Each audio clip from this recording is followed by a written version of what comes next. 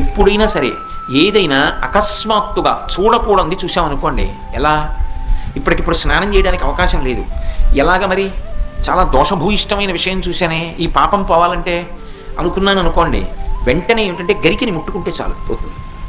తీవ్రమైనటువంటి పీడకలు వచ్చిందనుకోండి, ఆ పీడకల పరిహారం అవ్వాలనుకోండి ఏ అభిషేకమో చేయించుకోవాలి. శక్తి లేదనుకోండి, మీరు అన్ని పూజలు చేయించుకున్నట్టే. స్నానం చేసి ఒకసారి గరికని ముట్టుకుంటే చాలు, స్నానం చేయకపోయినా చెప్పులు ఇప్పి గరికను ఒకసారి ముట్టుకుంటే చాలు.